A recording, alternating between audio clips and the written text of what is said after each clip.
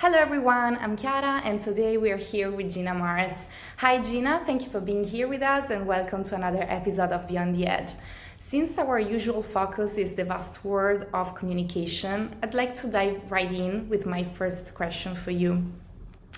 Now that innovation is both a buzzword and a real force for change, how do you think the role of a tech journalist has evolved in the recent years? I think that the word innovation is just used everywhere these days, and it's really exciting. And tech has progressed so much, and it's continuing to progress so rapidly that it feels like the word innovation is everywhere. But I think that it's important to focus, to kind of regain focus and look at things like, what is happening? Why is it actually important? Why do people care about whatever it is? And who does it affect? Because a lot of the time there's a lot of hype, and the word innovation is used to, uh, just to get attention. But you often just kind of have to stop and look at it and try and cut through the hype and see what's really going on. And I think context is really important as well. Why something actually is important and where it fits in. And that's, I think, in terms of like economic context, social context, depending on the situation. Politics these days is so intrinsically linked to the tech community, and geopolitics specifically. And I think because there's so much going on, one of the biggest things that's changed is it's become more important than ever for people to actually have to kind of cut through misinformation and look at what, the truth, what's really going on, whether it's intentional, misguiding or not. It's just become more important than ever to really focus on that. Okay. You follow tech and society closely. Do you think are there emerging topics in the startup world, for example, AI, regulation, privacy, sustainability, that you feel don't get enough attention? Yeah, for sure. I think an interesting one, the first one I think of is AI, but not just AI, because obviously everyone's talking about AI and it's getting a Yeah. lot of attention. But I think something Yeah. that is being missed is the second order barriers in terms of, the first thing that everybody thinks of with AI is it's exciting and it's scary, and is it going to take everybody's jobs? But I think we're missing another level, which is what is actually going to potentially stop a lot of this from happening, whether it's, in the grander scheme of things, if it's regulation or if it's actually as simple as trust and human nature, and that humans want humans to be involved in everything. So I think that is something that not always, but is often kind of missed out a little bit. Um, and I think, on that note, I think limitations that startups are facing increasingly now, which is regulation becoming a massive thing. Depending on where you are in the world, you're going to have a very different experience as a startup. And Yeah. that's starting to influence, where people start businesses, not starting to, it's obviously always been a thing, but it's becoming more relevant than ever, which then leads to, talent mobility, which is also linked, to politics. And a lot of the time, depending on where you're based, you are going to potentially be a lot more limited to what you can do and where you can move and where you can start a business and how far you can progress in your career.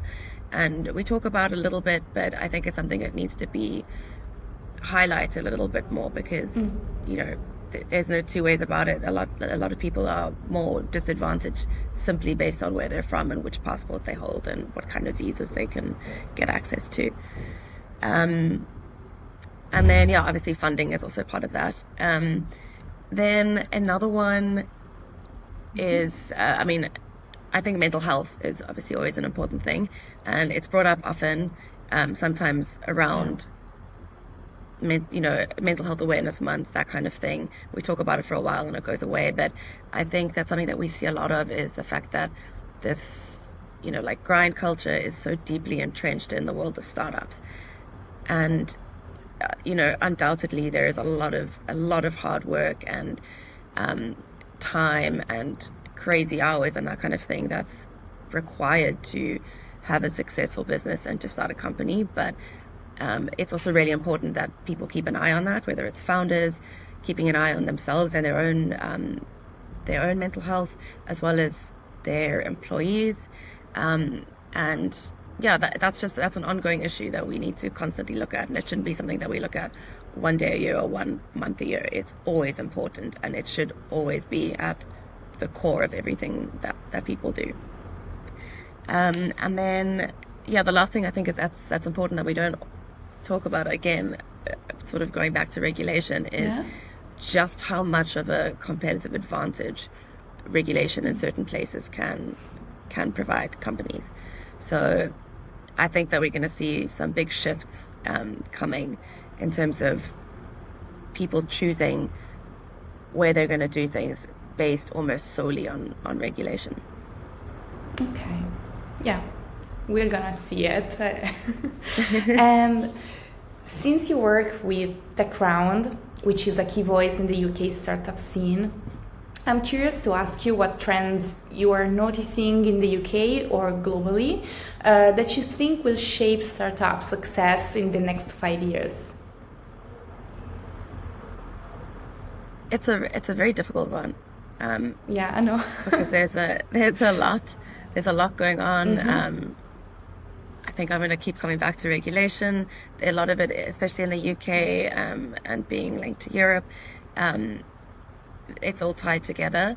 So we're going to have to see. I think one of the big ones that's maybe not specific to the UK, but it's the idea of a lot of companies and startups moving towards AI native setups, rather than, in the beginning, when obviously AI has actually been around for a long time.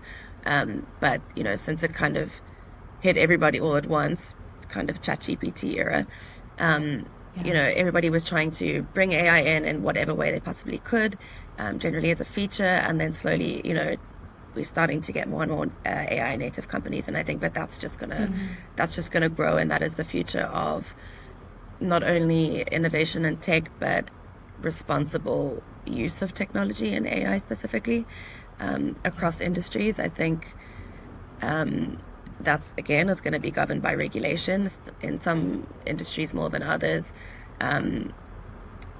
Maybe specifically things like fintech and health tech, ed tech. Yeah. Okay. And the last question is about you and your experience.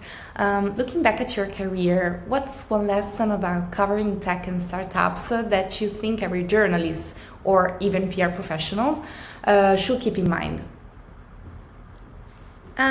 So I have had a relatively short career so far in the tech journalist space, so I won't profess to know everything, but I think that I've learned a lot in a very short period of time, because it's a very busy world, which is exciting.